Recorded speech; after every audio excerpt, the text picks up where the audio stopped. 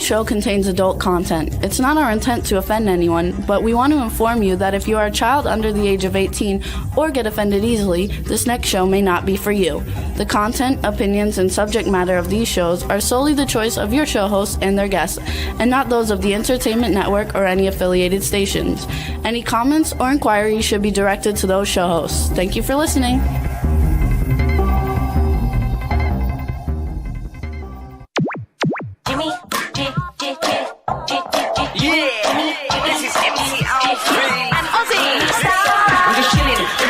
Sitting down and designing, where every man in my thinking, what are we gonna be wearing?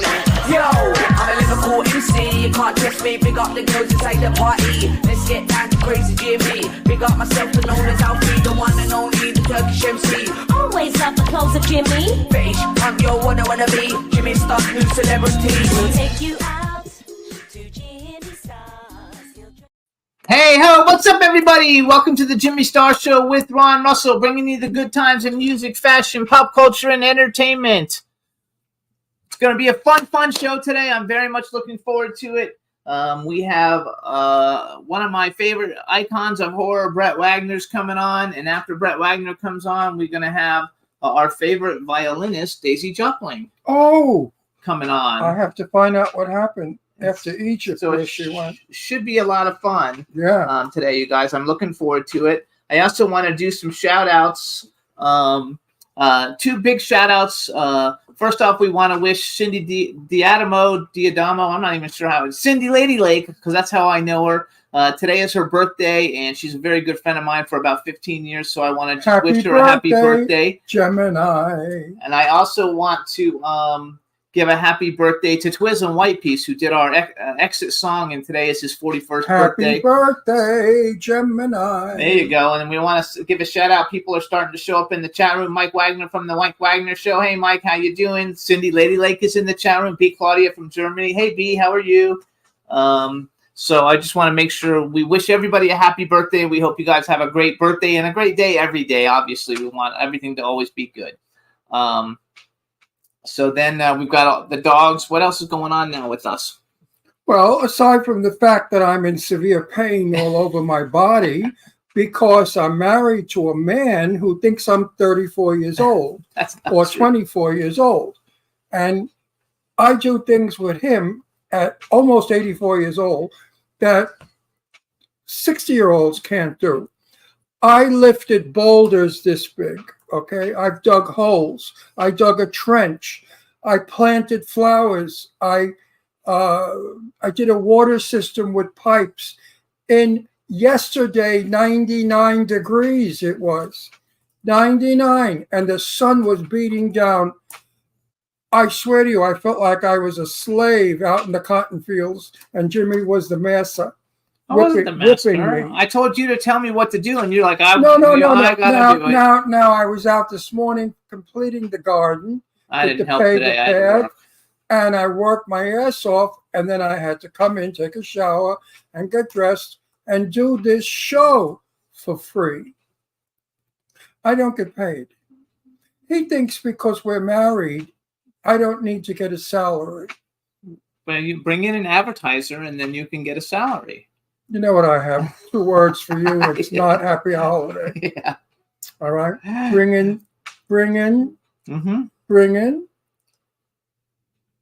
Okay. That's how it all works. No, when I work in a movie, I get paid. They don't say bring in. I know, but this isn't a movie. This is a show with your name in it, the title. Big deal. Well. What does that get me? What, my name gets me money since when? Yeah, I know.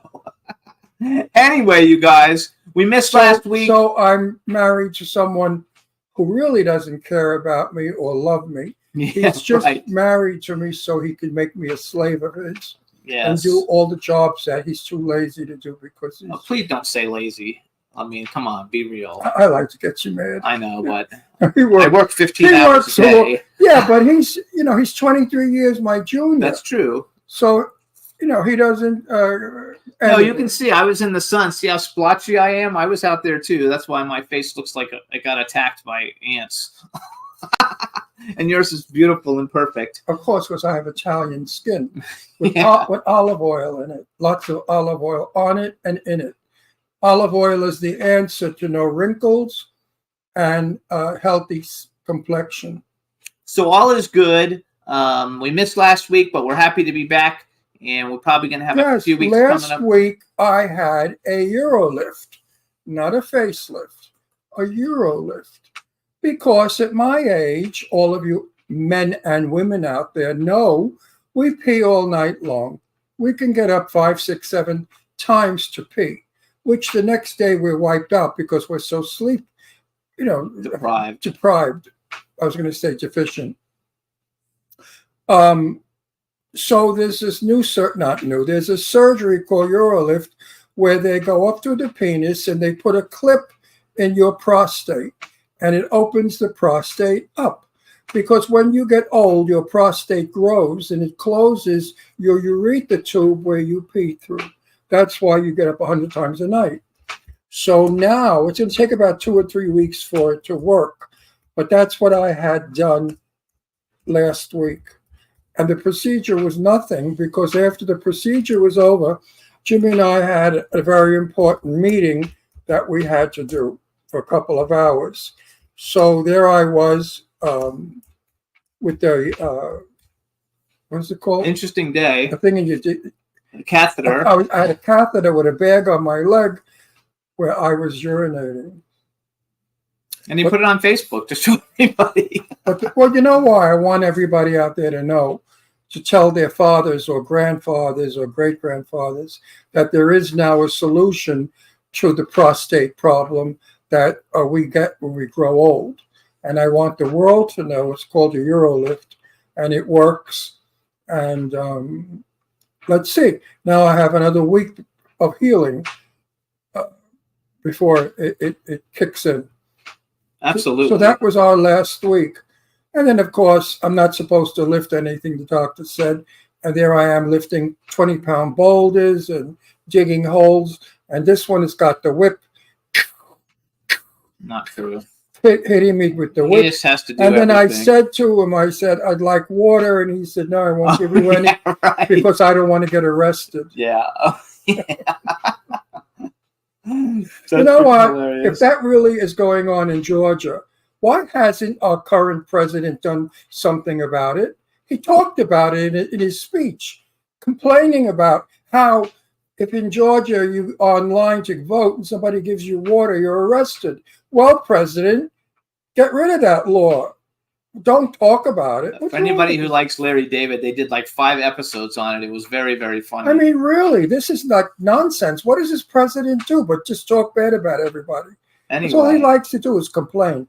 I'm not happy with this president, not at all. so B says it's good that you told everybody that Told everybody what? about the prostate because like it's a problem for everybody. Yeah, I wanted to share it because, I have a lot of people that listen to my stupidity.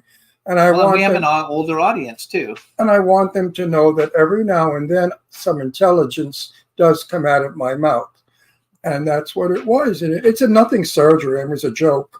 I went in, they gave me Michael Jackson juice. They knocked me out. He went up my penis, put the thing in, came out of my penis, and then gave me flowers. He was home like 3 hours later, or He 3 or didn't 4 get the hours joke, later. and then he we gave were me done. flowers. And the doctor and I now are going to go pick out China this week. Yeah, right. He fell in love. What can I tell you? What can I No, tell that's you? just a joke. That's a silly, silly, willy joke. I want to talk about my dear friend Julian Schlossberg. He has a radio show that's really incredible because of the guests that he's got on. Last week he had Isabella Rossellini, Ingrid Bergman's daughter, and the interview is stunning. And Julian is wonderful at what he does. For those of you who don't know who Julian is, look him up. He's a big shot in New York, Broadway, hung around with Barbara Streisand and all those folk. So, Actually, yeah, he had Martin Sheen. He had the guy from Turner Classic Movies. Ben Mankiewicz. Yeah, I mean, he has He's got some really he great gets guests. really great guests. And his platform is on Red Circle, just like ours, you guys.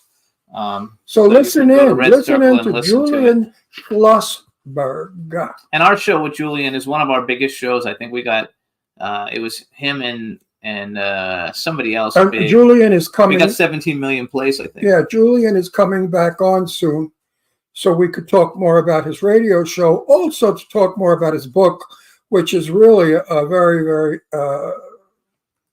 nostalgic book for people my age that came from Brooklyn or the Bronx. It's a lovely book, a little life story, and it's charming the way he wrote it. So I would suggest you get it. I forgot the title.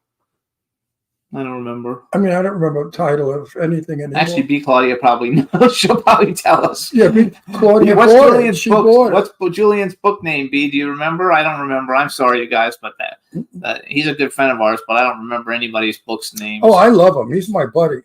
He's been so good to me. A man with his kind of importance and power, who has absolutely helped me cast my movie. He gave me Renee Taylor. He's giving me Carol Kane. He's just been wonderful. He's been very supportive. I wish that there were more people like him in our business. Maybe we'd have better movies made. Absolutely. All right. So we want to thank everybody for tuning in every week. We kind of fell out of the charts when we didn't have a show last week, so we dropped to like the top 100 instead of the top 20. So we want to get back up there so you can listen to the Jimmy Star Show with Ron Russell on Apple Podcasts, iHeartRadio, SoundCloud, iTunes, Spotify, Amazon Music, YouTube, Radio Public, TuneIn, Pandora, and Amazon Prime. The video's on YouTube, and soon will be on a couple other Roku and a couple other video networks. But right now, it's mostly streaming the audio, and we want everybody to take a listen. Now, what do they do? Vote for us? No, you just listen. The more people that listen, that's how the rankings are done. The more people that listen, it you don't goes only up. have to listen, you can watch. I prefer watching us than to listening because, sometimes we say things that you can't get because you're not seeing it. I know, but most people listen, so. Yeah, I know. If you're in the car, it's nice to listen. But if you're near a machine of some kind and you can see us, I would prefer that you watched us because, conversations are good, but when a conversation has an actor in the conversation, you get a performance. Example, it's raining out. Did you see all that rain coming down? Oh my God, it was flooded. That you don't get when you just listen. You see it, and it makes the sentence far more important. The only thing about that What is it about that? Now contradict me. Yes. Well, we get paid for people to listen to it. All the streaming platforms, iTunes, Apple Podcasts, iHeartRadio, all the different things. Okay, so we get, did you say paid? Yeah, we get paid. In American currency? Yes, we get paid. How come I don't see any of it? I tell you how much we make, and I tell you I'm using it. I use it to live. We use it to live. You use it to live. On that little. But in the meantime, wait a second, hold it. What? I know what it costs to live. I doubt we make that much money. We don't. That we could pay to live. It pays our electric bill. No, it buys the dog food for our 3 dogs. Actually, our dog food's expensive. It's like $50 a bag now. I know. Everything's expensive. Everything's expensive. So anyway. Wait, $30 for a car wash. Could you believe that? My little car, it's this big. And it was $30 to get a car wash. I almost fainted. Hilarious. In the meantime, you guys, please listen to us. Apple No, Podcast is the best not place. $30, $39. No, it was $30 plus tax and tip. It was almost $40. No, it's $32. I know, honey. I get my car washed there all the time. Okay. You never told me how much it cost. Yeah, I did. You were with me. So we go to the car wash place. He's actually with me. He sees the sign. I say I'm going to get the car wash. He doesn't pay any attention. So then he goes on his own when I'm not with him, and he has a heart attack because it's $30. Because when I go with Jimmy, I go sit outside in the sun because, they have lounges out there. And I don't care what's going on. I don't pay attention to trivia like that because if I did, I wouldn't have time to be so intelligent. And fill my head with intelligent things. All right, we're going to bring on our first guest. So let's bring him on. Look at you. Hey, Brett, how you doing? How are you? Can you guys hear me good? Yes, we Yeah. can hear you good. Any chance you can turn your phone sideways or whatever that is? Does it go sideways or no? Well, we'll try here whether. There we You go. go. Now we could see the copper. Now we're equal. We could see the copper All right. shirt. Hey, all right. Now we're gonna actually do it. So I have to ask a question, but first I'm gonna introduce you as Brett Wagner, Big Swag, aka Lost Leatherface. How's that? That works. I'll take it all. Now we want to welcome to the Jimmy Star Show with Ron Russell, actor, host, author, horror icon, Brett Wagner, aka Big Swag, aka Lost Leatherface. Hello and welcome to the show. Hey, it's great to be on here with you guys. You know, I've run into you two over many years, different events and different red carpet stuff, and it's just nice to be able to come on here and shoot the shiznit with you. Absolutely. And that's exactly what we're going to do. And that's exactly what we do. And I have to tell you, so you know Ron already. We have a chat room filling up. Just say hi to people in the chat room. You look good, by the way. What are you doing to yourself? Getting good sleep or what? No, I don't sleep at all very well. You know, I was over the weekend, I was emceeing a drag race event, not RuPaul's drag race, but Cars. Although I would work for RuPaul if she asked me. But I was in Arizona, so I was there for 3 days, got a little sun. Beard's getting a little whiter. Once you're out in the sun, that thing gets a little white. Your face looks good. How tall are Now, you? wait a minute. RuPaul, I wouldn't work for that bitch if she begged me. Because you know why? I used to do drag for many years. I impersonated Jane Russell, and I was very famous and very good at it. And I sang in my own voice. And believe it or not, I did look like her. Now, I do not look like anybody. But I went to one of the events that RuPaul did. And she was charging $50. No, $500. Oh, $500 to go and shake her fag hand. All right, and meet her in the back room. And the line was 6 blocks long. So I said, for $500, is she giving head in the back room? I mean, what is she doing in the back room for $500? Since when does a drag queen I wouldn't pay $500 get for $500 anybody. to shake her hand? I mean, that's obscene. And I Oh, thought, she's a famous drag queen, and she's got a very popular TV show. fame does not entitle you. I don't see. I wrote about that on Facebook because when people become famous, they think that their signature is important and their persona is important. Meanwhile, when there's nobody that wants them anymore, they do a $2 horror movie like Betty Davis and Joan Crawford did. Big shit stars that they were. Look where they wound up. In a crappy movie. Well, I mean, It was actually unbelievable. I mean, he's knocking it, but I mean, you know, so we went to this thing. It was in the convention I center. know that bitch. Hang on, let me talk. And we saw. she's not nice. She wasn't nice. RuPaul but- is not nice. But we She's went a to her very event, nasty and there was drag queen. there was probably seriously, and I've been to many conventions over my life. It was almost like a Comic-Con. There was so many people. I bet there was 30,000 people, waiting to get in, and they had everybody there. And it was unbelievable, but I wouldn't do it again though because it's just not my thing. I would go for all the horror icons like I used to go all the time, and go see. So the first time I met you, I have to tell you. So first of all, how does the Big Swag? So what is? Because you're Big Swag everywhere. Your website's bigswag.com. So what does that actually mean? So when I was coming up, and I was probably 21, 22 years old, I was working a bar called Smalls in Hollywood, and my last name's Wagner. My friend used to call me Schwagner, one of the doormen I worked with. And when I got into pro wrestling, I tried to, I was doing at the time, I was the voice of Monster Garage, and I was called Big Schwag.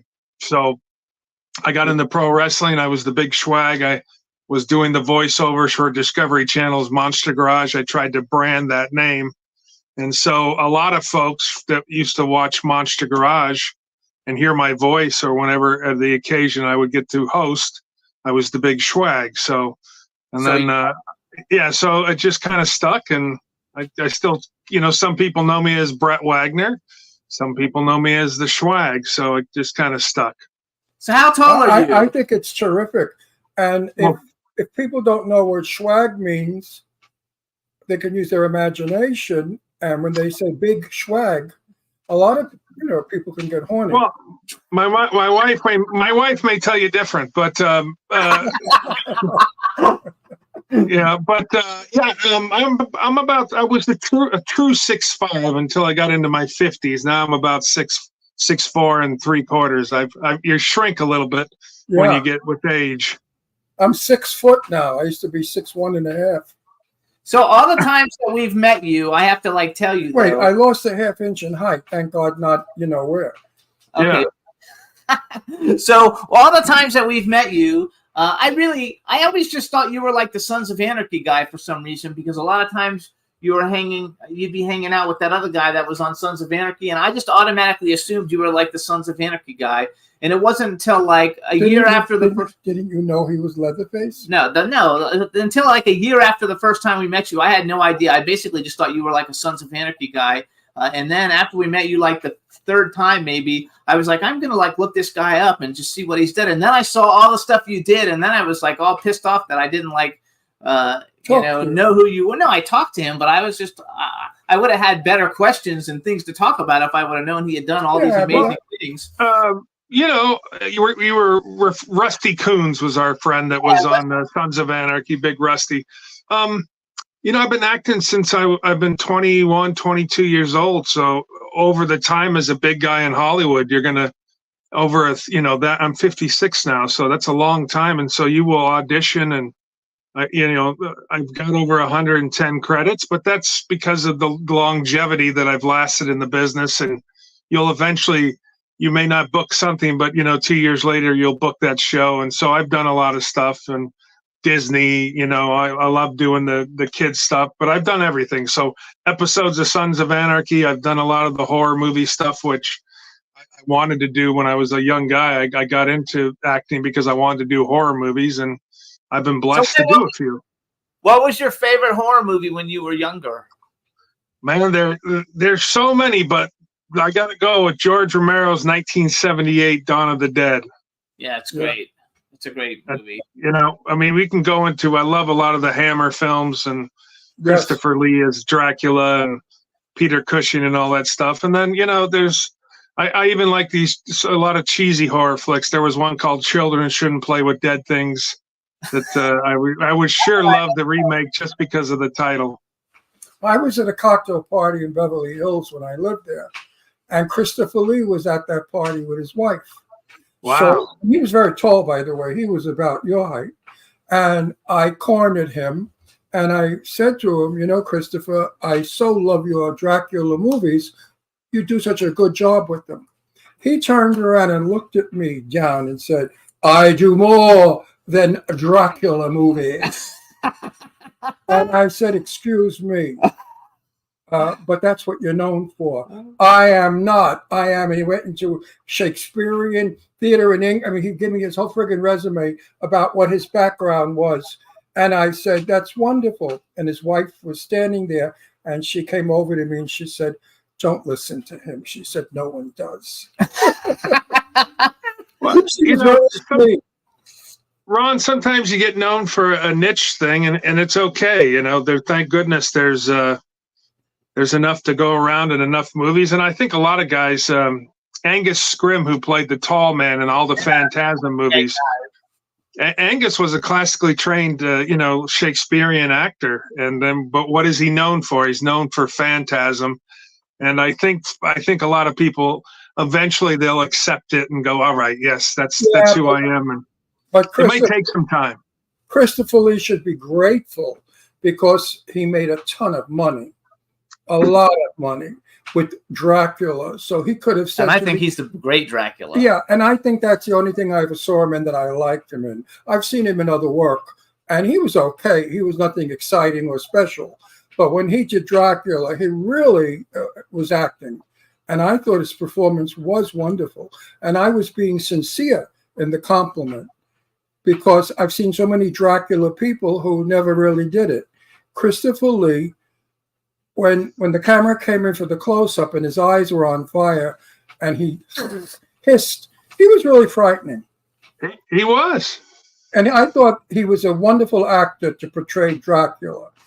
I'm sorry that he was, but anyway, he got nicer as the evening went on because I was with Red Buttons and Red Buttons' wife, and Red Buttons, I don't think cared for Chris that much, and they sort of were going not back and forth, but there was a little bit of I'm more famous than you at this party kind of thing. You know how they get when you have two celebrities at a party? Of course. they So were were kind of fighting for my attention and other people's attention. So wait, I want to go back. So first of all, let's brag a little bit for you. So you guys, first of all, you even though you kind of are a little bit pigeonholed that you've done a lot of big horror stuff. You've been in some really big films, that have nothing to do with horror and television shows. I was super impressed with all of it. So here's some of the TV shows, you guys, that you might have seen the Big Swag in. The TV show Mom, that's a comedy. Sons of Anarchy. Hannah Montana with Miley Cyrus. The Mentalist, NCIS, Buffy the Vampire Slayer, Angel, The Bold and the Beautiful, which we have a million friends that are on that. Touch, Castle, and Weeds. And I know there's more of them. I just picked those out because I basically know people on all of them. And so it made it a lot of fun. And then some of the big movies, you guys, that he's been in that you wouldn't maybe even have expected. He was in. I didn't see this movie, and I don't know if it didn't do that well. The title? The Happy Time Murders with Melissa McCarthy, Elizabeth Banks, Joel McHale, and Maya Rudolph. How was that? Like, was that fun? Because that's like. It's kind of like a Muppet, like it's humans and Muppets together, right? Yeah, I don't think legally we said Muppets, but it was it was fun, man. I mean, I play a thug in prison beating up one of the puppets, and but getting to see McCarthy and her husband there, who are just brilliant people. I mean, and I love comedy, and people like that. The first movie I ever did was Bicentennial Man with Robin Williams. Oh, wow. And getting to watch Robin Williams, and I was a young guy, and getting to watch him on the set, he would in between takes, he would start a joke. And Christopher Columbus, our director, was a very famous guy, great director. He would say, okay, let's shoot this scene. And Robin would stop the joke. And then when he said cut, he would finish the joke. And, and I'm just like, this is amazing. And here's so the last day I was shooting there, I decided to do a joke. And I started the joke, and everybody was like looking at me like, what are you doing? And then I finished the joke, and Robin Williams is like, stick to your day job, kid. Stick to the day job. And then everybody's laughing. And he was so nice that I reminded him of that years later. And he was like, oh, yeah. And he was such a nice guy. But I think the Melissa McCarthy's, the Robin Williams, their mind works so much faster than ours. They see things that before we see them, they see the humor in things, and it's always wonderful to sit on a set and watch. I got to work with John Malkovich, and watching his brain process stuff is amazing as well. So I love it. When you do stand-up comedy without a script, just what we call a clothesline. You have to be that way. I did stand up for 64. How many years? Since I was 19. So he's 84. So he'll be 84 next week. I worked every nightclub, in drag as Jane Russell live, and I very rarely had a script. Whatever came, I was kind of like them, and I know how it works. It's a given talent. It's something that you're born with. As a kid, I was that way, and I'm sure Robin was. But you can't learn it. You cannot learn to be spontaneous, quick, and very funny.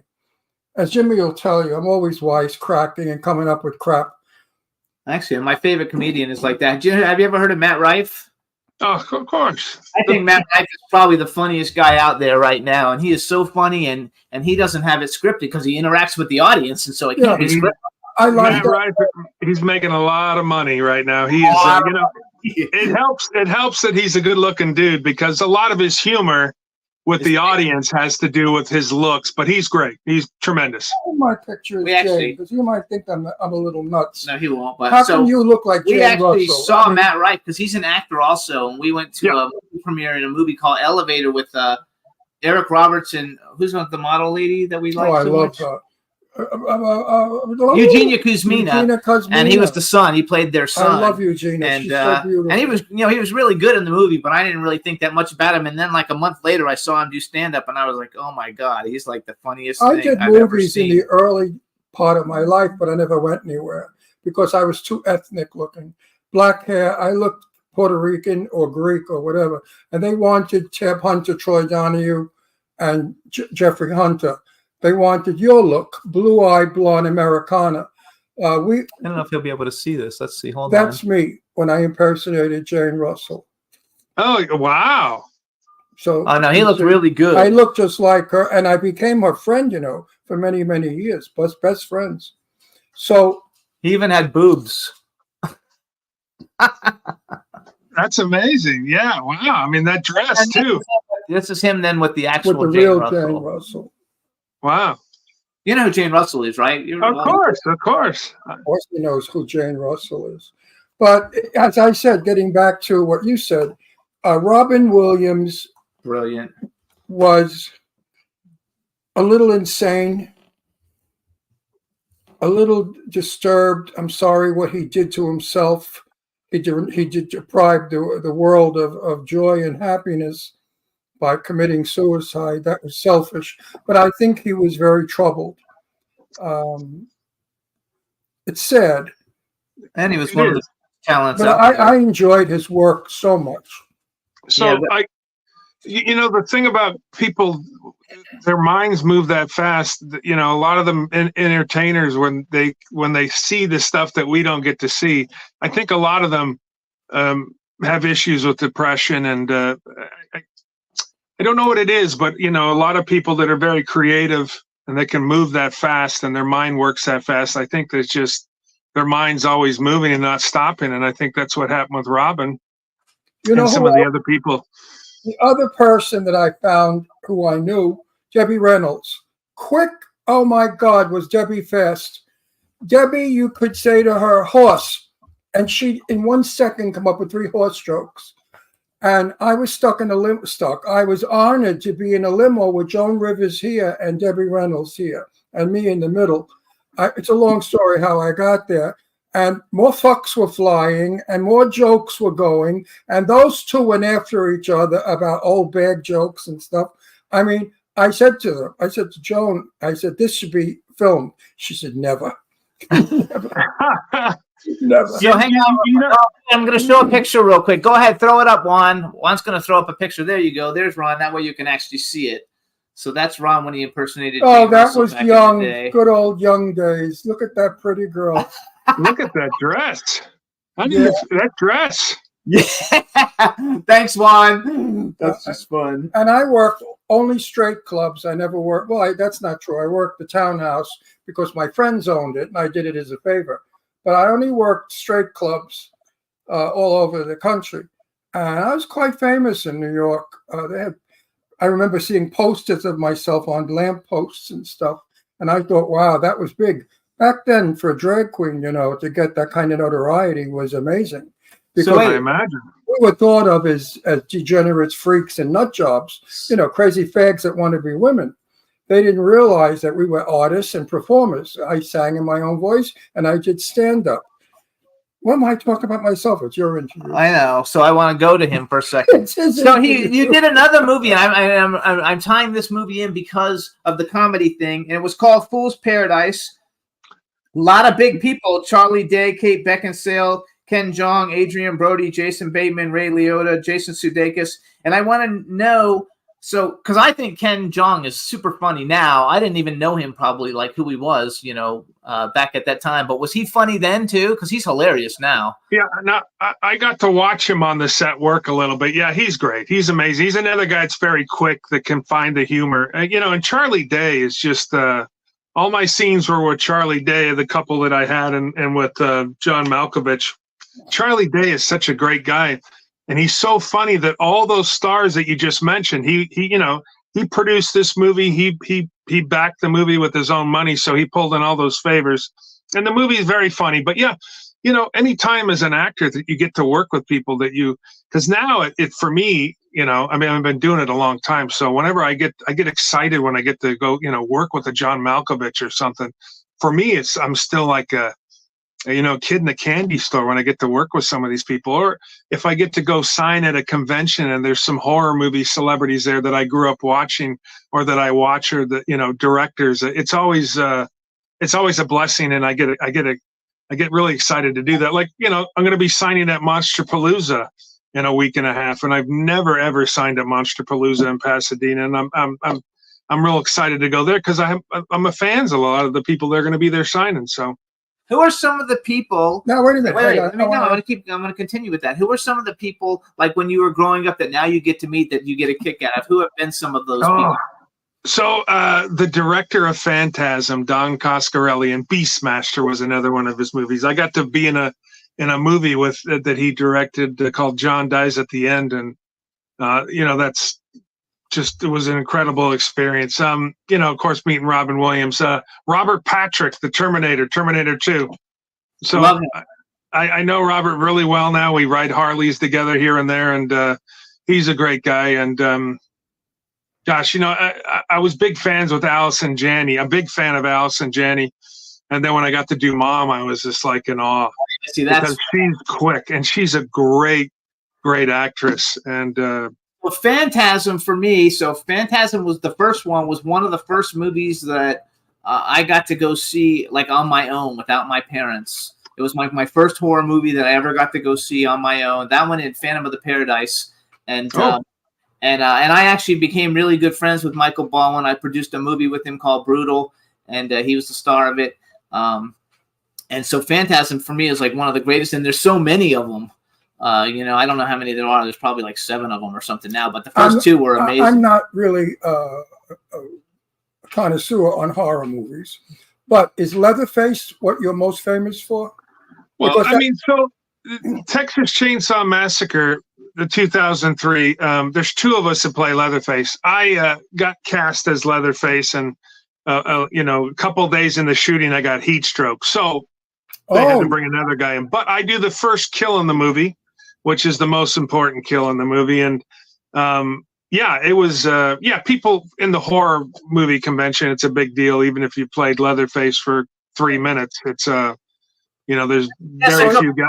Right? That's the Jessica Biel I know Leatherface. that character, and I know that name out of everything else you mentioned. Now, when you go to signings, are you signing because of Leatherface? People are coming over, oh my God, you're Leatherface? Yes, 100%. Well, I mean, I've done other stuff, The Crazies, John Dies at the End, you know, Buffy and Angel, you know, but yeah, people, the Leatherface thing it's a huge deal. Because we've had on our show, how many? We haven't had Leatherface. No, how many of those other ones? Oh, we've had everybody. No, the one we've had about 5 or 6 guys. We've had every Jason. We've had about 5 actors on our every show single that person have played Jason. And I'm pretty good friends with Jimmy, a lot of them. Just a second, honey. I don't understand this venue. I know you're excited, but we have to eat. You know, we have to. You know, I'm not going to sit here playing with myself. Although that would be a good thing to do, because you know nothing else happens. But Jason 5. No, I forgot. We've had Freddy. So go back. I was going somewhere with it to you. So how many? Oh yeah, wait a second. Oh. Would you ever like to play Jason, or do you like playing? Oh. You like killing parts. Or you like playing? No, I mean, there's something about getting in makeup and doing the whole process and sitting in the chair and then getting out there and being something that you're not. I find it easier to be under a costume than having to sit there and try to cry on film or something. You know, playing a big bad guy is much easier when you look like me than it is opposed to having to play an older father to some kid and I got to cry on camera, you know, or something like that. That's a little tougher. And playing the brute, playing the bad guy, it just seems to be easier because when I grew up, that's the stuff I liked. That's the stuff that, you know, attracted me to being an actor. I'm happy that I'm in a film where I'm not a mafia, I'm not a priest, and I'm not whoever else. Cop. I am a vampire. I have never, ever, in all the films I'm in, ever played anything other than who I am. So now that's going to be fun when they convert me into this interesting weird vampire, a gay I vampire. can see you as a vampire. That'd be great. I can't wait. And I have, it's a wonderful script. I'm teaching my daughter to be a vampire, and I take her to an enchanted land. It's a wonderful, wonderful script. So different from any vampire movie. And they're going to do me not like the traditional vampire. I'm going to be some sort of an interesting vampire. So that's fun. Would you like to play a vampire? Oh man, would I like to play a vampire? I mean, there's some actors have been lucky enough. There's a couple guys who have played Leatherface. They played Jason. They played Michael Myers, and that's the very select few. But I love, I have a movie coming up. I'm going to be shooting in August called Clown Motel 3. Ah! Yeah, that's right. He plays General Milan. I'm General Milan. That's right. So I get to play, some kind of leather-facey clown. I'm not You're a not allowed clown. to talk about, but I'm real excited about that. I mean, I love, as much as I love auditioning for, Marvel movies and hit TV shows and all this stuff, which, happens time to time. I love the independent film world. And some of these guys, the Joseph Kellys from Clown Motel and some of these guys, directors and writers, they're going to be the next big thing. And to be able to get in on some of these independent movies and work with these young directors and these actors is great, because you're working and I get to play something cool, which I've never played before, which is a little clowny. So I'm excited. Maybe I get to kill you. I haven't gotten my Well, I script. hope not. Joe keeps making The my clowns don't die, remember? no, they're In the first, Ron was in the second one. no, yeah. Yeah. The clowns come back as ghosts. So he's a ghost. He's not really there. He's a ghost clown. We don't know that, though. We don't know what. Yeah, I he's know that. You're Joe, not supposed to Joe, say that. I'm not supposed to say that. Well, Joe, you're not supposed to say that stuff. Joe hasn't given me my script yet. He said, I keep adding to it, Ron. Your part gets bigger and bigger. And I said, listen, we're shooting in 120 degrees of weather. Did you know that when we shoot in Nevada, we're going to be in the desert in Yes. August in 120 degrees of weather Yes. without air conditioning? Well, I'm going to be at by the Lake Mead, so I'm going to be a little bit cooler. And if I get too hot, I'll just jump in the lake. So Did you get your script? I do not have a script yet. No, nobody does. So hey, we just gotta Wait. plug it. So But he's a very good. I love Joe. Joe's like my buddy. And we spoke, and he said, nobody's got a script yet. I'm still writing it. I said, okay. You have a cast of thousands, Joe. I'm grateful to say that I'm one of the actors who's being paid. I'm not paying to be in it. So I'm being paid a salary. I don't pay to get in movies. They pay me. And I make that very clear He doesn't to either. everybody. No, I make that So clear. we want to go back though, because we had to cast a Clown Motel. We had a bunch of the producers and people on like 2 or 3 weeks ago when the Indiegogo campaign. So we should tell everybody, listen, you guys, Clown Motel. They've added all kinds of great people, including Brett and a whole bunch of other people, Jenna Jameson and the kid from the Poltergeist, Oliver Robbins, Robbins, Eileen Dietz. Eileen Dietz. Eileen. They've added a bunch of people to it, you guys. So if you want to contribute to the Indiegogo campaign and be a part of it, you can go to Indiegogo.com and just type in Clown Motel 3 Ways to Hell, and it'll come up. They have all kinds of great perks, and please join because we need to raise lots of money to make the whole thing go. Right. Yes. I love it. It's going to be fun, so we'll get to actually be with you. Unfortunately, that's what some people have to do nowadays to do a film. Years ago, the studio owned the property, and all you did was go to work and know your lines and go to work. And they took care of all the finance. And today, with all the independent work, the quality of films are not very good because a lot of these films are $150,000 films. And as much as the producers and the writers are talented, they don't have the funds to make their thoughts come forward. And this is what I've my seen, though, $100 objection. million This is what film. my objection is: that we have a lot of people who are not actors, who have never acted in their life, putting money in a film to be in the film. Now, I know I've spoken to a few actors that have been in that situation. I'm an actor for 50,000 years. I know how to do, you know how we know how to manipulate, we know how to do. These people stand there stage struck, and if you have to get something from them, they can't give it because they don't know how.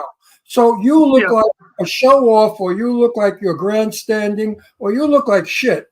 And this is my objection. And I say to these people, I would rather not be in a scene with someone who's not a professional actor. And you have to state all these things nowadays. Otherwise you're going to look like hell.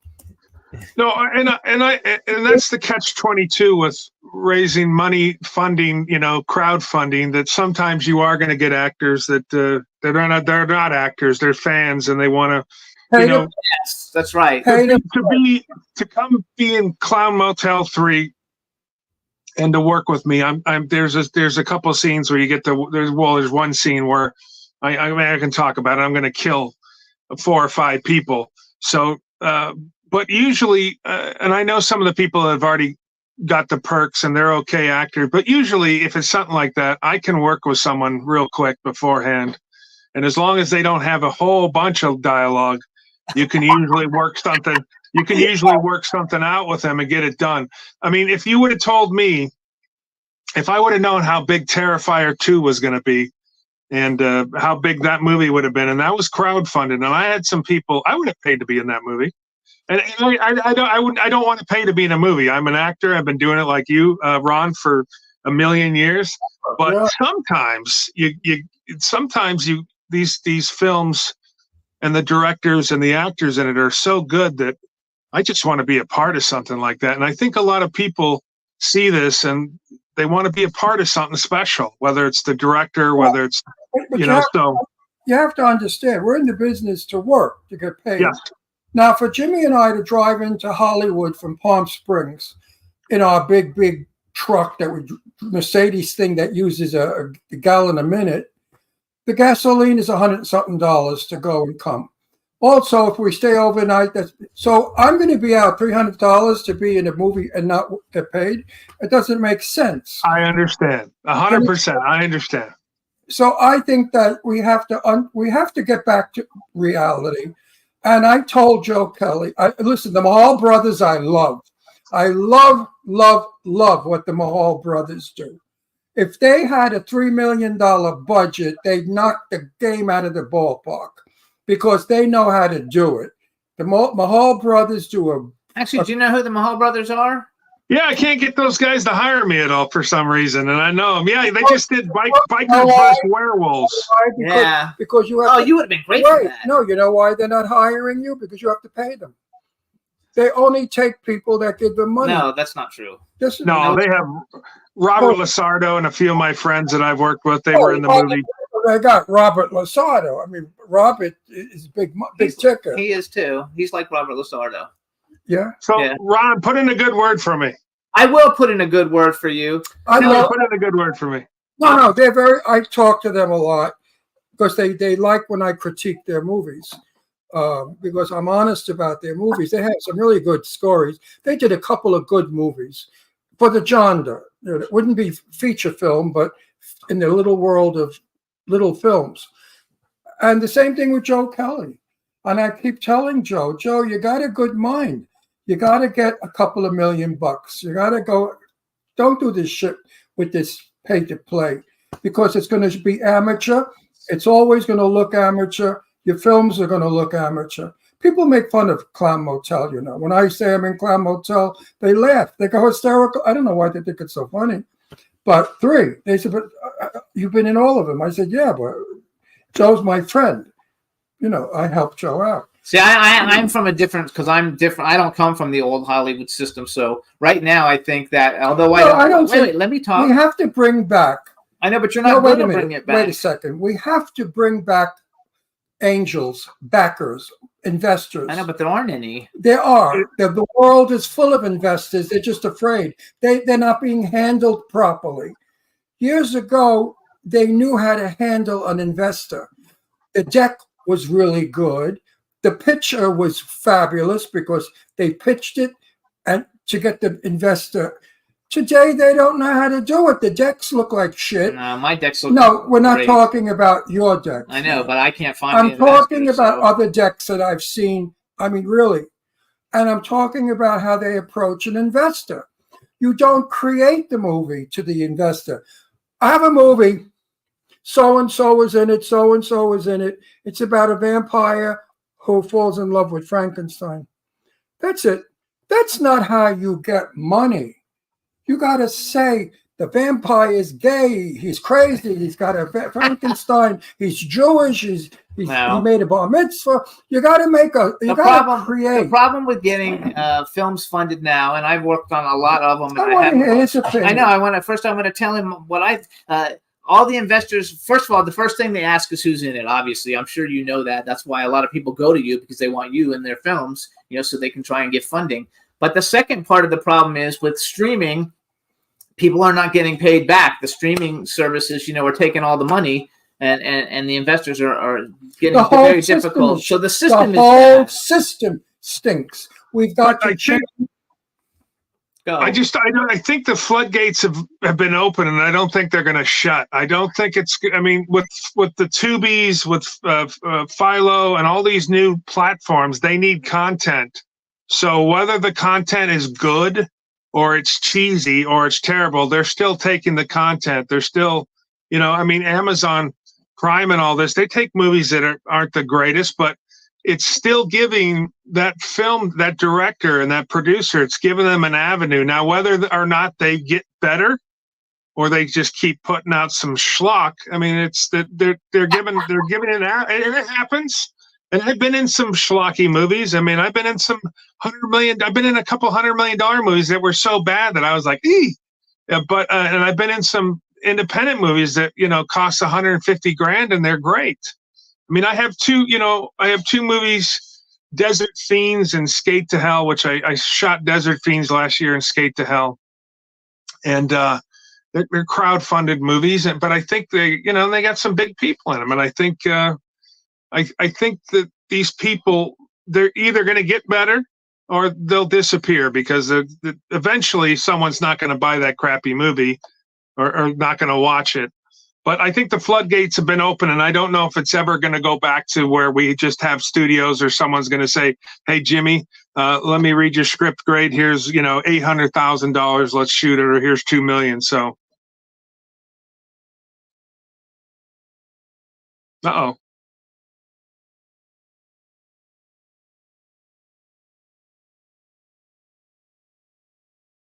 What happened? I'm by myself now. Well, folks.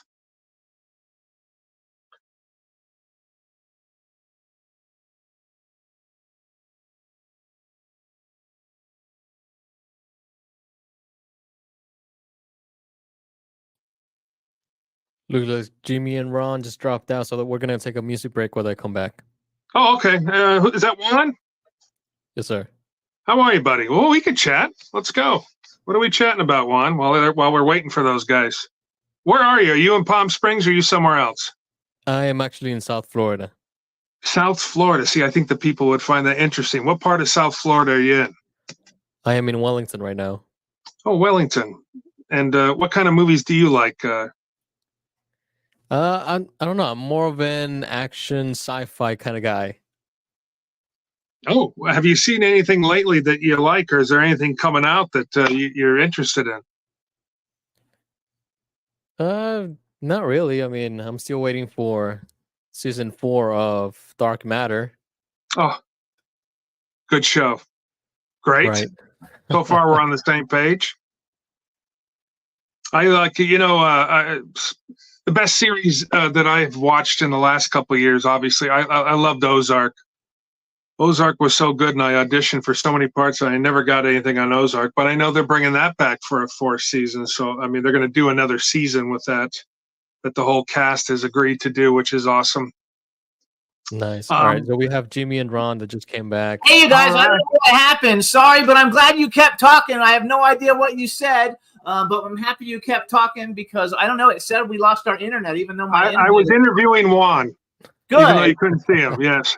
Juan's fabulous. Who won? Juan, Oh, Juan, our engineer. he's good. fabulous. South Florida. Yes, we were chatting a little bit about that.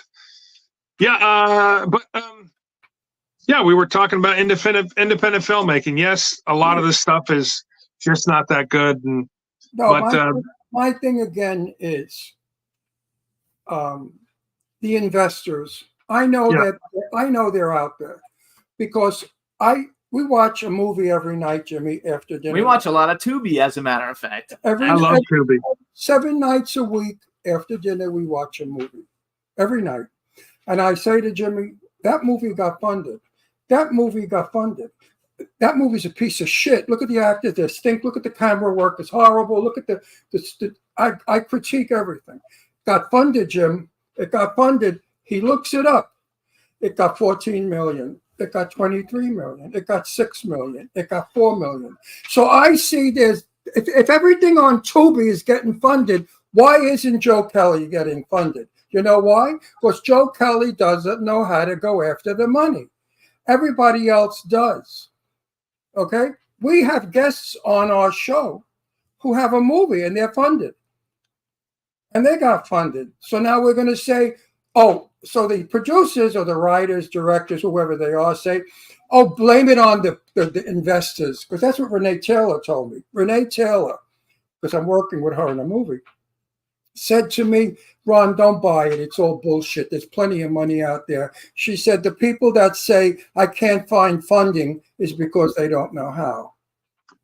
And you may be right, and you may be 100% right, and they don't know. I mean, I have friends. I have 2 friends that are billionaires, right? I've never decided to approach them and say, I have a script. It's going to cost $3 to $4 million to shoot. There's money out there, and you are 100% that there's money out there. I think guys like Joe Kelly are doing their dues right now. They're putting in the work, and I think a Joe Kelly. I think. There might not be a Clown Motel 4, but I think that Well, it won't be a well, he's 4. putting in the work now so that somebody will eventually, or he's going to get that right investor, the Sean C. Phillips of the world. They're going to get that right investor, and they're going to be able to, someone's going to say, here's 500 grand. Do you know how many movies I could shoot with 500 grand? I mean, I could probably shoot 6 with 500 grand. Well, what kind of CGI? What kind of actors? It's the budget that stinks. And all these actors that are asking $3 and $4 million. I mean, Jimmy, we're trying to cast my movie, which is called what is it called? The Cursed Gift of Magic. The Cursed Gift of Magic, where Renee Taylor plays a Jewish bookie, and I'm an Italian mafioso, 1943, and we're married, and we go out to kill the Nazis. Okay. I like it. Yeah, but you're not going to sell it. You know why? All the anti-Semitism that's going on. Backers are going to say, right now, your film, nobody's going to go see it because everybody hates Jews. And this is a pro-Jewish movie. It makes her her like a Wonder Woman. This old Jewish lady becomes a star. It's all pro-Jew, and it's for Jewish people. So I said to Jimmy, maybe we should approach the synagogues and tell the synagogues. My movie shows people how good Jewish people are because it shows the Jewish life. My father was Jewish, so I know what I'm talking about. What it was like when you were Hamisher living in the house with the aunts and the uncles and eating back in the Second World War. We were wonderful people. The people today are not the people they were back in 1943. Yeah, it's well, you're gonna need some Germans and Nazis, so I'm ready. Yes, there you go. We're trying to get Chris Walken to play the head of the Nazi party. But to get Chris Walken, it's an impossibility because his manager is not returning Jimmy's calls. Why? Because Jimmy's not giving a money offer. If Jimmy would say we're going to give him $20 million, Chris Walken will come running in my lawn, in my house, to tell me personally he'll be in the movie. Naked. Let's not forget, he'd probably do it naked as well for $20 million.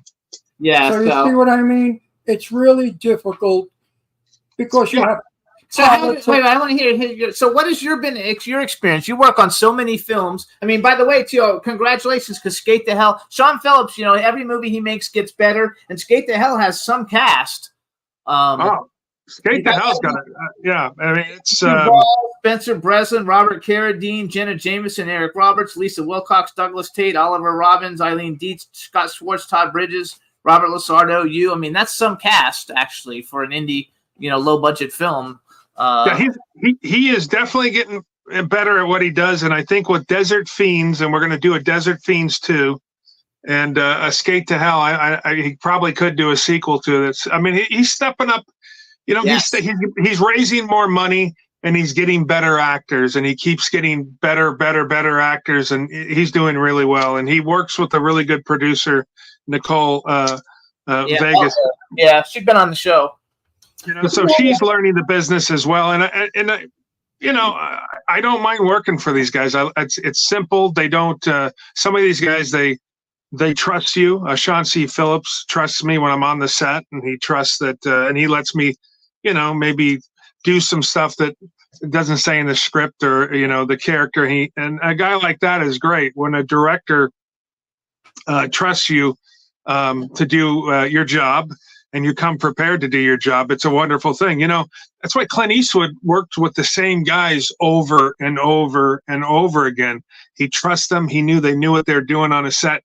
And for you young actors that may be watching, you should, if you do get into some movies, you should watch and see how some of the people carry themselves on a set or how they prepare for a scene. Because if you get in there and you do it, and the director's like, great, and it's an awesome thing.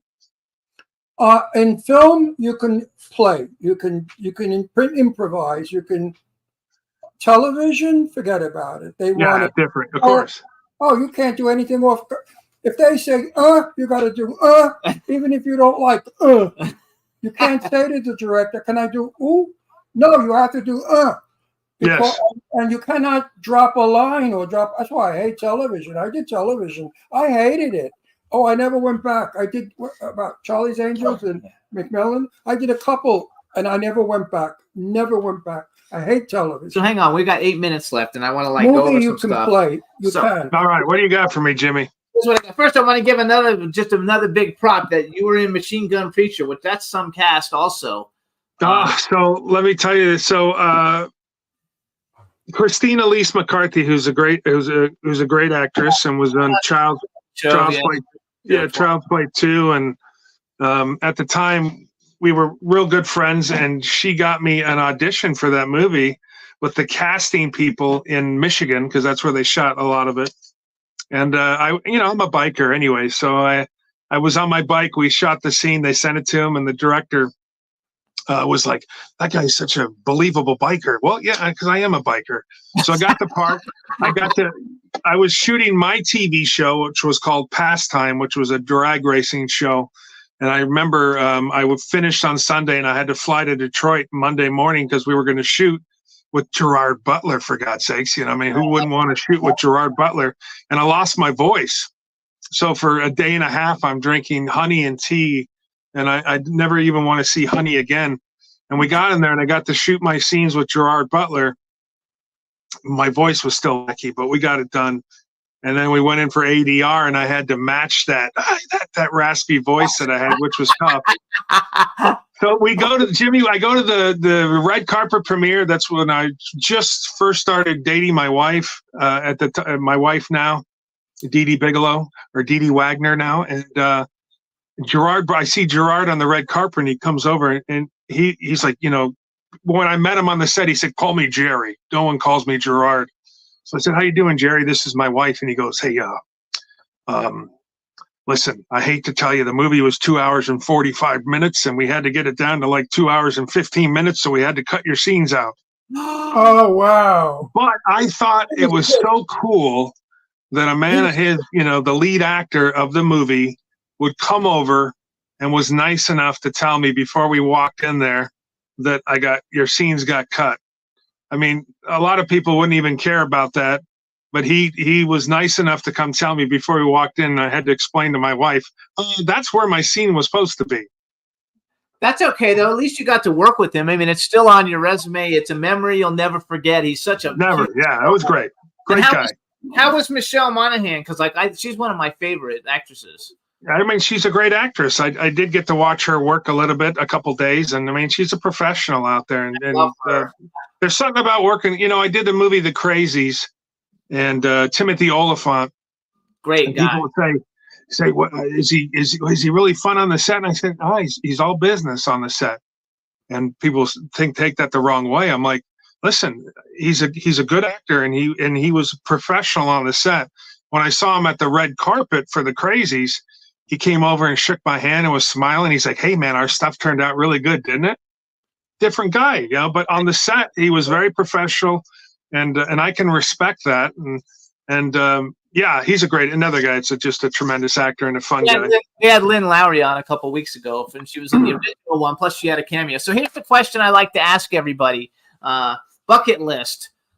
First of all, if you could have been in any movie that's ever been made in history, what movie would you like to have been in?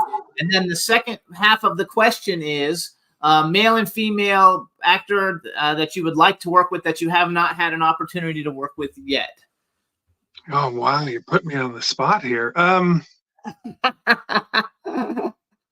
It's Gosh, you know, I'll tell you. You know, I'm a guy that loves the 70s. I think the movies in the late 60s and in the 70s were so much better than what we have today. absolutely. I mean, that's where movie star comes from, right? Movie stars came out of that period. That's The Outlaw Josie Wales is one of my favorite movies with Clint Eastwood. Yeah, it's I good. would have died to have been in that movie and been playing one of those characters. Clint Eastwood. I mean, you know, I don't know how many more years we're going to have him left, but he still keeps. I would really love to work with Clint Eastwood, and even if it's just for a couple of lines for him to direct me. And I want to work with Allison Janney again. She was so nice, and my wife came down the night that we had the live audience, and they let her come on the set. And Allison always remembers my wife, so whenever she's at a function and she sees my wife, she goes and says hello. And to me, that's somebody that she's a working girl, and she can remember that is great. So I'd love to work with her again. She's actually in that Apple TV show right now. We watched it all. That takes place in Palm Beach. I forgot the name of that show, but she's It was called. she's one of the main stars of it, and it was really interesting. It was a good. I mean, it was a little weird at the end, but it was good. Yeah, and you know, I think they're going to do another season of Ozark. I think the whole cast has signed off to do that. And boy, would I love to be on Ozark. Yeah, that would be a good one. That's like a given. So, all right. So, you guys, this is Brett Wagner. You can check out his website. It's bigschwag.com. He's on Instagram as the Big Schwag. I think, where do you usually post all your like signing dates and stuff? Is that mostly on Instagram? Facebook and Instagram. Brett Wagner on Facebook. Lost Leatherface on Facebook, and I mean at Instagram. I'm one of the smart guys, so I click that little switch. So if I post on Facebook, it immediately goes to Instagram and vice versa. So that's good. Big appearances, Monsterpalooza coming up the end of June. I mean, not the end of June, the beginning of June. So in a week and a half, we'll be at Monsterpalooza in Pasadena. And then 7th, 8th, and 9th, I'm going to be out there with Bob Elmore, who was the Texas Chainsaw Massacre 2, Leatherface, and Robert Patrick, my buddy. We're going to be at Niagara Falls Comic-Con up there in Niagara Falls on the Canadian side. And then at the ending... I love him to death. He's so good. And then the ending of June, we're going to be at Crypticon, Kansas City, signing there. So, yes, I mean, right now it starts the big push for horror sci-fi conventions until obviously at the end of October. So, all right. So, Brett, thank you so much for coming on. We'll see you soon. And we'll see you on Clown Motel 3. Yeah, I'll see you on the set. I will see you on the set, buddy. Yeah, we will. Don't forget me. I'm going to get you a ghost and kill you. I know. Don't you touch. Hey, Ron, don't touch my ghost. No, I understand that I have all my men, and the men, a lot of them, And we have a secret on how to get rid of ghosts. Of course, I will not divulge that secret. You have to watch the movie to see. There you go. All right, so we'll see you soon. Thanks so much. Have a great weekend. Good luck at all the conventions, Take and thanks so care. much for coming on the You've show. been a fine guest. Thank you. I appreciate you both. Thank you so much for the opportunity. Bye-bye. Bye-bye. See you on the set. Yay. I really like him a lot. He's Yep. just a cool guy, and so it's a lot of fun. So we're gonna play a quick music video. Hopefully we don't get cut off for playing this video, but this is Jam Wayne, No Problem. This guy is cool because he's like a country hip hop artist, and he looks like he's all bearded, like he's a wild guy, but he actually works in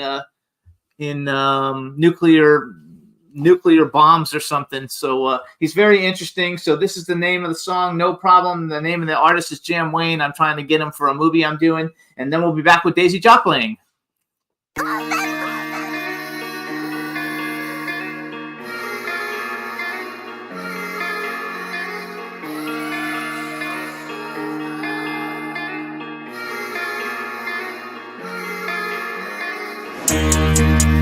Okay, I ain't even gon' flex this Sunday. I ain't even up next, but one day you gon' put this tape in, hit the replay, gon' vibe in your ride, chill to the music, feeling what I'm putting inside, dealing with your vulnerable side. This go hard and I ain't even try. Close your eye, just vibe with me. Do or die for life, really. When I ride and he drive, in me. Great spirit is my Siri. Navigate through the ways of the land. Demonstrate when the kneel understand. Give me grace when I don't understand which way is the best. No, God's got a plan. Throughout my life, my hands stay dirty. Down the ride when it's necessary. Walk the line, I got no worries. Take my time, I'm in no hurry. Brothers die, so my eyes blurry. Another ride to the cemetery.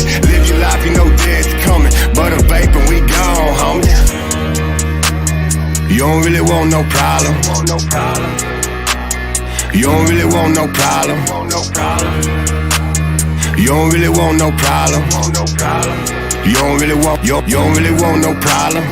All till I see that. Till I drop down 6 feet deep in the casket. Till my last breath and I breathe that. Stand on the front line, called into action. Keep my mind free, no relapse. Trying to stay clean, but the mud gon' stick. Suds in the fifth, duds on the whip. 1, 2, 5, 6, start curling the silk. With a pearl on the hill, hand trigger flicker on bit. Piece with the wood on the grill, black in a bit. About to be encouraged when I slip out, put the Hellcat on drill. Smoke in the spill, get thrown rap on the seat. You gon' sit with a pack on your still. Been through hell, and I'll be damned if I climb out just so I can jump back in. Back tie spin when I mash out, looking for the cash out. Red zone, go for the win. Ride for my friend, most of them gone so long in the grave, but they locked in the pen. Smoke in the wind, raise up a toast to the ones that be locked down, doing a bit. Know the world ain't shit. Lord heard every prayer he lift up down there in cell block 6. As the world on tilt, everybody Leroy left. Had to put the south on drill. About this here, yeah. Bobbing with the head, now I'm mobbing in the streets I live. Let me make it clear. We some thoroughbreds in the country, blue collar tried and true. And if it comes down to it, and you cross that line in the red, white, and blue, boy, you better salute.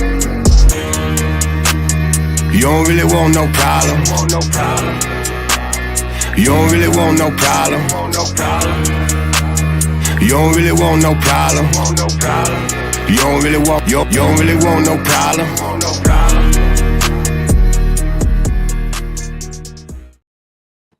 Yay, Daisy! All right, everybody. Now we want to welcome to the Jimmy Star Show with Ron Russell, classical rock violinist. Daisy Joplin, yay! We're so happy to see you. You look beautiful. Oh my gosh! Thank you. Now. You know, Ron, I will Well never done. forget what you said to me in our first interview. Which was? Daisy, I have not ever been wrong about my predictions about artists, and you are going to have a career like kind of like Yanni, you know, and it was amazing because I said that. Yes. I will I not said forget that.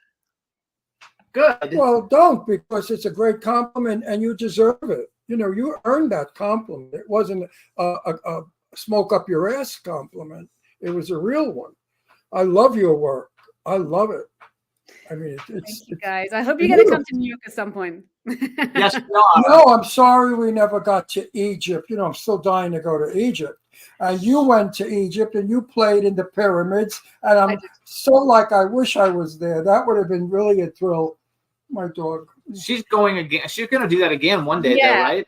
Yeah, I'm thinking we're working out the right date so people, especially people from here, can have time to really lead up to that. But right now, I was wondering about November this year, but to give people really time, I think we're looking at November 2025 for That way an people- amazing concert. I'm just going to turn my phone off. How did you do on that concert? What was the press?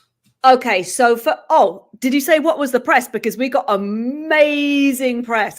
I mean, amazing press. What they say? So I mean, that's a good point. I should have it like memorized. But it was, I don't even. I mean, I remember crying when I saw some of the reviews because they were so amazing. I guess they talked about it as being this evening that I'm not going to be able to, because I can't remember. I mean, it was a couple of years ago that, brought people together. We did have cultures. I mean, we had refugees performing with different cultures kind of around the Egyptian area. And then, of course, me and all these kind of Egyptian megastars. So I think it was just talking about the fact that these musicians came together and produced something so uplifting. It was, everybody said it was a night never to forget. And apparently it was kind of interesting. There are a lot of concerts. I mean, not like mega regularly. It's still a big thing to have a concert at the pyramids, but there happened. But in this particular stage where there was actually a stage already, because normally, you would think there are already like erected stages around the pyramids, right? Or one main one or something. No, there are something like seven, if I remember rightly, bits of gravel, right? Where you can put a stage and you pay $30,000-$40,000, whatever, to get that bit of gravel. But it's $40,000 for a stage? Yeah, but it is next to the pyramid. So anyway, and then you have to bring everything: your stage, your lights, your sound, everything you want. The chairs, actually, I think some of them have chairs. But anyway, chairs. We found a place where they already have a stage. We still had to bring the whole lighting rig and sound and everything. But this particular place was used a lot for events, but they'd never had a concert there. And when my producer was like saying, hey, we're not going to just have a concert, we're going to have an internationally renowned violinist, they'd never had something like this. And she said right until the last day, like there were moments when she thought they're just going to cancel or something. They didn't really realize we're going to bring a mega amazing major concert with a violinist, to this stage. So it was pretty cool. And I met later people who were staying the night in hotels looking onto the pyramids, and they could all hear the concert. So literally, after the concert, I went on a cruise with my fans who came to Egypt, and then I came back and I stayed for 1 or maybe 2 nights in one of these hotels that was over the pyramids. And the guys were like, we know you. We watched your concert. It was unbelievable, and it was amazing. He really wants to go. It didn't just serve the people who came; like everybody around could hear it, and they were like a violinist. They were blown away. And I played some famous Egyptian songs that, in their mind, they're like, we didn't even think a violinist could do this, let alone one who's British living in the US. Oh, wait a minute, hang on, Daisy. Where can I see this? You must have film. Yeah, that's something. So, Jimmy, I just saw you're going to play. Okay, so I got 2 of them, so we can play. Nice. Is one of those in Egypt? Yeah, so both of the ones, I think last time, and if I didn't, we'll do it next time. Next interview, I'm already planned the next one. But we'd, of course, made a video of that concert. But what happened was a couple of months later, which is the videos you've got now. So I had 16 fans who did fly all the way to Egypt to come to that concert, but so many weren't able to come. And basically they persuaded me to kind of recreate it here in New York. And that's what you're just about to watch. So I hired like the best musicians from, it was actually 3 different states around here that I had to go to: Pennsylvania, the whole of New York State, like the whole tri-state area, Staten Island. People came from all over. And I can't remember the last one, maybe New Jersey, because there are certain pockets where there's like quite a lot of Middle Eastern, people, different nationalities, but there's not that many Middle Eastern really world-class musicians here. I guess just because there aren't that many Middle Eastern concerts that happen here. Right. You know where you should have gone? to Astoria, Queens, all mid Eastern people. Did you There are notice? some there. There are some there. There's a ton in New Jersey and different places in Brooklyn. So we got the best of the best. I thought you were going to say LA because actually there's a lot. Interestingly, like if they come, well, this is from my small research. That I was trying to find all these musicians. People like you should be in LA because there's tons of amazing Middle Eastern musicians there. Anyway, so that's what I thought you were going to say. But Real quick, say hi to everybody in the chat room because yeah, who's there? Hey. And then, so if we were going to play, which one of these videos do you like better? We have Global Fest Primordial or second video, Global Fest Fatma. Oh my God. Do I have to choose then? Yeah, choose one. Okay, so I'm going to choose Fatma. Fatma, Okay, and I haven't even had the audio yet because this is like, finished this morning and the audio I haven't listened to. So hopefully it's going to be great. It's going to be great. So hopefully it's going to be good. And if it's not, I'll let you know, Juan. So okay, this song, tell us what it is and then introduce it and we'll play it for everybody. This song was written by an Egyptian composer. He's an absolute idol in Egypt. Like not one Egyptian does not know and love Omar Khayrat. It's spelled Khairat. And this is one of his most famous pieces that we arranged and we played here in New York. So on this recording, you've got like musicians. I mean, it touches my heart because there is, for example, an incredible Palestinian musician called Firas Traik, if I've said that rightly. And then also an Israeli musician, Michael Feigenbaum. There are musicians from Ukraine, from Russia, like music brings people together, all playing this stunning music together. So this particular I'm excited. I want to hear it. Quiet. Yeah, this song is called Fatma. Bring it on. Bring it on. Bring it on. I've been waiting like 3 hours for this. All right, take it away, Juan. Let's hear it.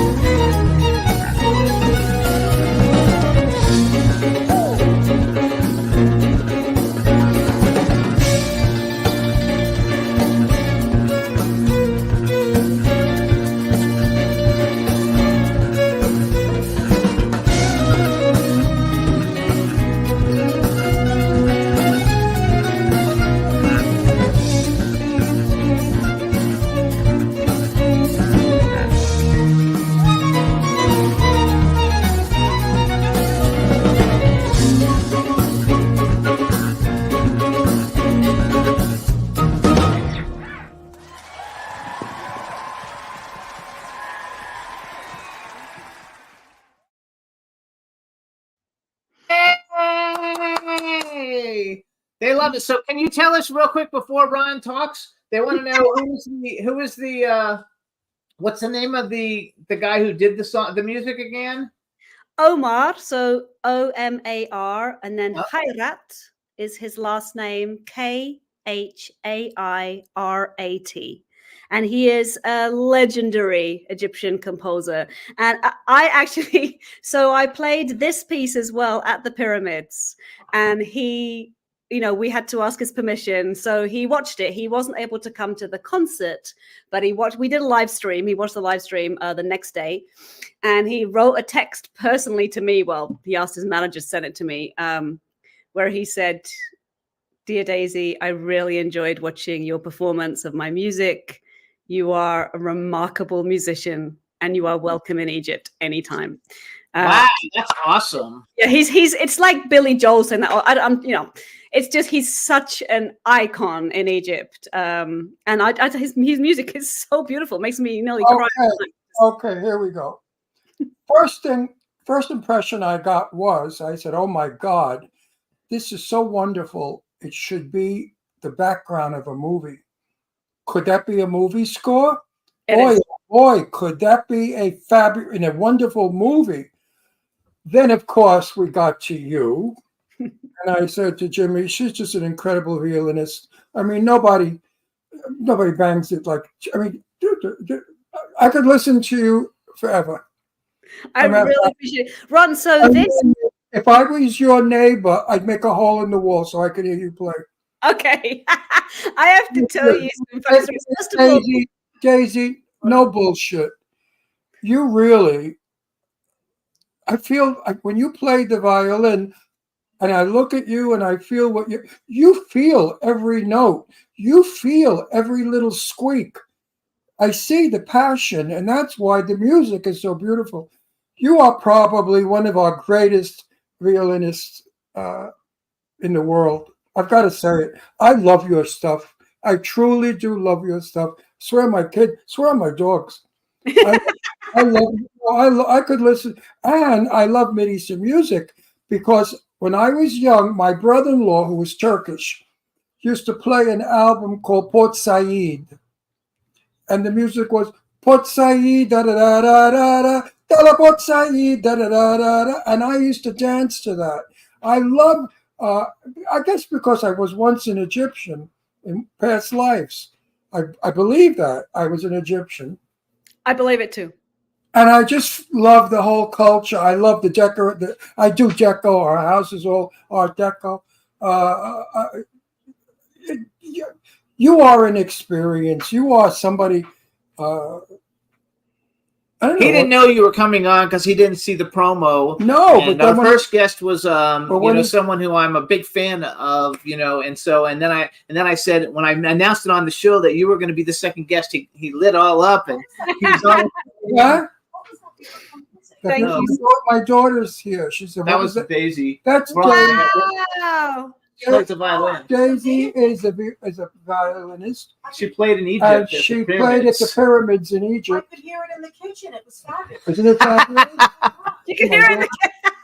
My daughter had it in the kitchen. She said it's fabulous. So I have to tell you a Yeah. couple of things. You know, She wants to tell you something. I want to tell her something. Jimmy and I, we're on our way to New York eventually, probably June. How about lunch?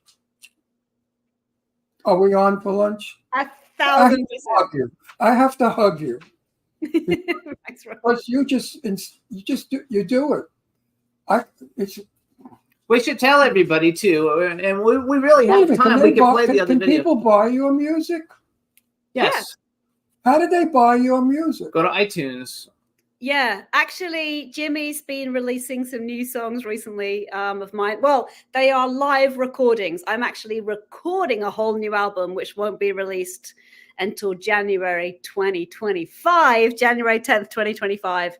But so what I'm releasing now are live recordings of concerts I've played over the last year, a couple of years. One of them that we just released like 2 weeks ago, you guys. The single is called Indian Jesus Live. And I don't have it in we my- have another song. What was the song we released before? Something in E minor? I forgot. Yeah, well, that was a really fun. It was on Day, and it was an Irish jig, Yes, and it's that's Morrison's jig. So it's just like a traditional Irish tune. I just love playing music from around the world. So yeah, I have Ani albums, but his music is great. I love his music. Who you talking about? Yanni. Okay. Yanni's music is great, but Yanni has all instruments. Okay, your music is better than his because it concentrates on the violin, and the violin is talking to me. I heard the violin speaking as you were playing, and I was creating a movie. It was like I was there with you. It's amazing what music does to people. it is so amazing. It does through the cobra. A cobra does from the flute. I have to tell you, Right now I'm euphoric. Seriously.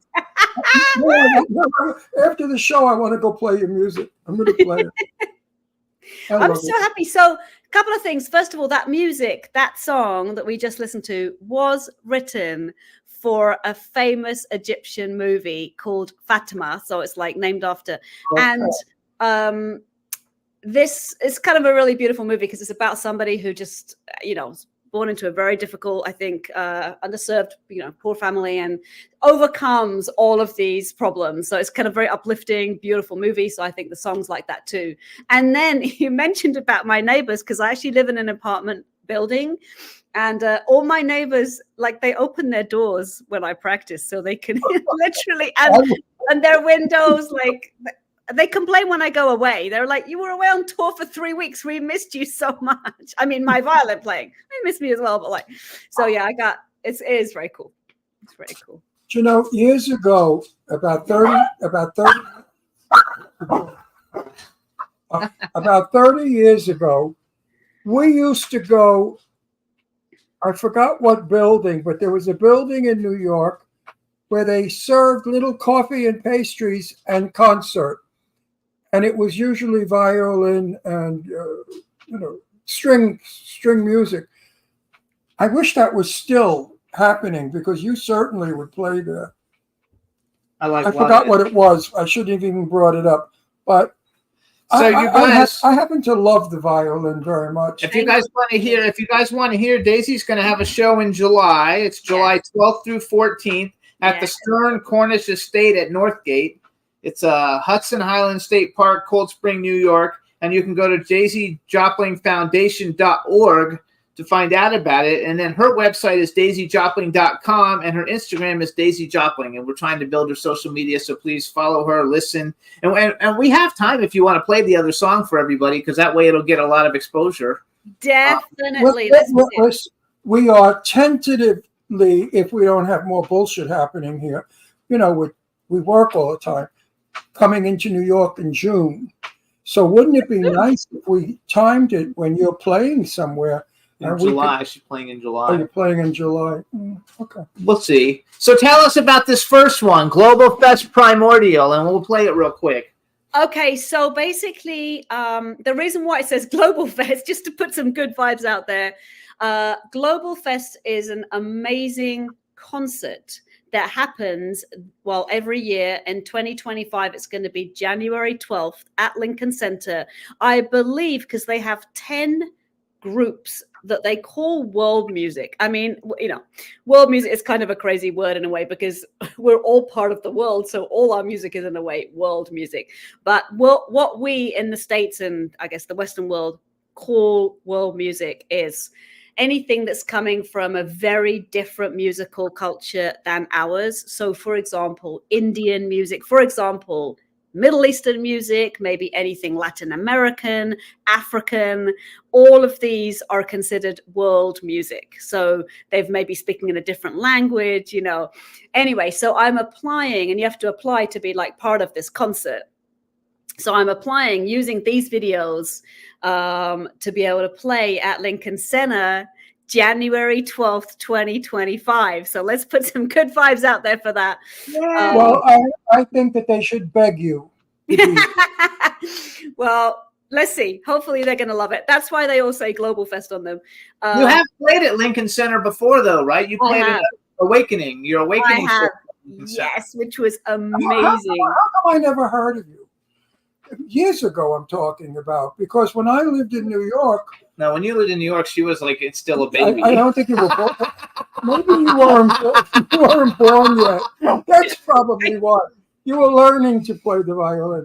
No, but when I lived in New York, I went to everything. Wow, did you run? I miss it. Living in Palm Springs, I became a vegetable. Because when I lived in New York, I went to theater, opera, concerts. I filled my head with so much wonderful stuff. I remember listening to opera when, what the hell was her name? Bubbles. You know who Bubbles was? One of the greatest opera singers of our day. I was going to say Michael Jackson. And her nickname was Bubbles. Bubbles. Anyway, we're going to play the song. So wait, I was paying her a compliment. I have heard some of the greatest performers back then. And now I have you as one of the greatest performers.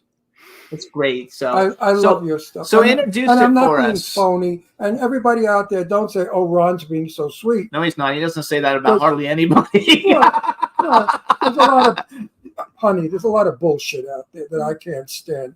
This rap crap, all that horrible junk. Talent. Listen, you know how long it takes to play a violin like that? Do you know how many hours? How many years? I don't, but she does. No, you know. I know. Because I know other people that play a violin, and they sometimes just don't get it. No matter how hard they work at it, the brain and the hand, the fingers just don't coordinate. She is so coordinated. Her lips move like this. Okay. And I see her fingers hitting the notes. Her lips are telling the fingers what note to play. I never noticed that. Yeah, I know. I notice everything. Watch your video. Watch your mouth. No, when you hit a high, your mouth opens. When you go to a low, your mouth goes low. You actually are singing with that violin. Yes, I am. Silently. So introduce the video. Let's play it quick. We have like 11 minutes, and the video's like 5, and then we'll come back and talk about it. Okay. So I mentioned to you that I hired these world-class Middle Eastern musicians from around this whole area, so kind of New York State and nearby. And this video is a piece that I wrote. It's called Primordial, but it's like arranged with all these amazing Middle Eastern musicians playing their percussion and everything in there. And there's two really typical Middle Eastern instruments that we have kind of versions of, but a bit different. One is like that sitting down. It's like a zither in a way. It's called a Qanun, Q-A-N-U-N. And it's going to open with this guy, Faraz Traik, who's from Palestine, who's like one of the best, in the world. He's amazing at this Qanun. He plays a solo, which is improvised, and then it goes into Primordial, and then there's also this amazing bamboo flute, which is just like, instead of playing it like this, you play it like straight, down ahead of you, and that is played by Gideon Forbes. There's going to be a solo from him as well. So Primordial, let's take it away. Yay. Okay, let's go.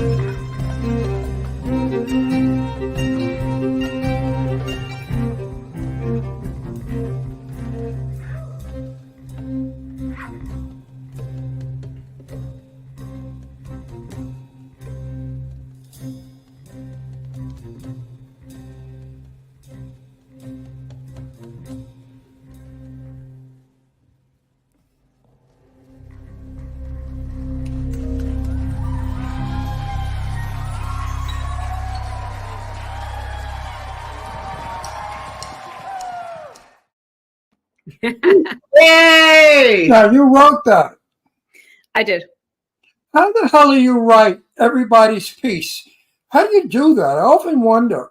Each musician, you write what that musician has to do. Yeah, How- The way I do it though is I work with an arranger, like a musical arranger, and I'll write the main, like the form of the piece, like all the different, in that case, there were quite a lot of different melodies going on at the same time, you know, like kind of I'll write down most of the stuff and I'll make maybe an audio recording and then I'll send it to the arranger and I'll tell him, this is what I want. I want this. I want the flute to play this, or the ney. In that case, it was an Egyptian flute. I want this. I want, you know, I tell him everything and he does it and he sends it back to me and I'm like, I love it, or actually I need to change this, and you know, we work together. So there are some composers, but I'm not one of them who writes, as you said, every single note for every instrument, but I pretty much direct the arranger to do that, but I don't actually do it. Now, what made you think that you could put a violin to this sort of music? You know, it's not done.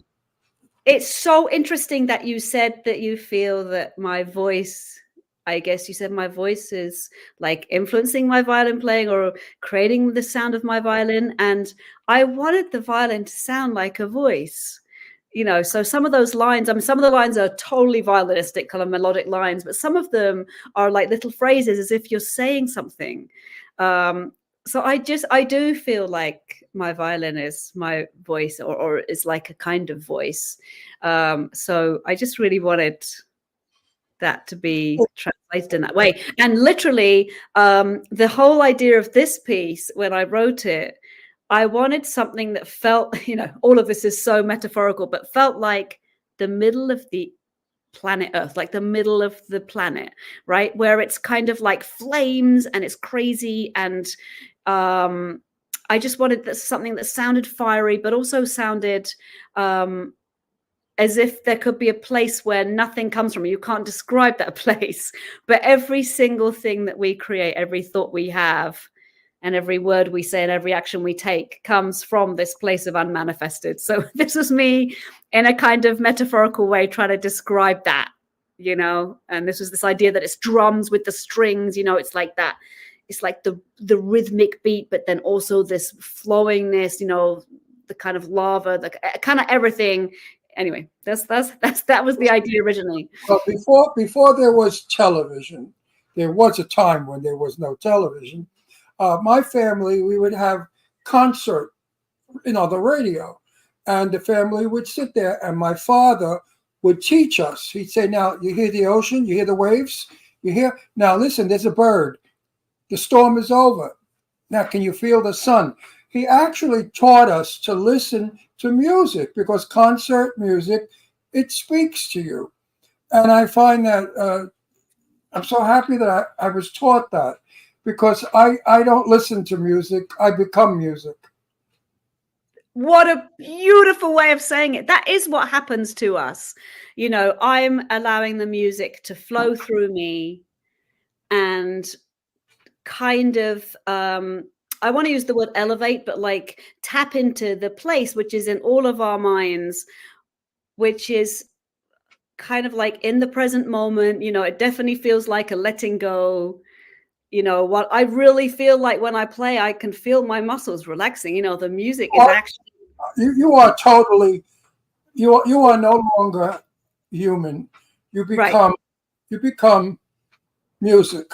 Kind of like a whistle, yeah. If that makes any sense. You know, when I listen to your music, I become your music. I have to shake. I have to get in it.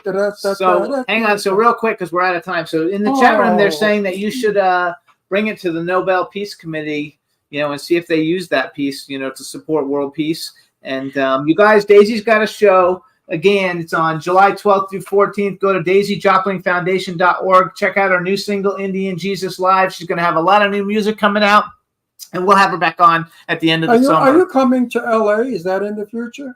I mean, I hope so. I mean, not I hope so. I'm sure I will at some point. I have nothing planned, but yeah, I'm sure. You should play the Hollywood Bowl.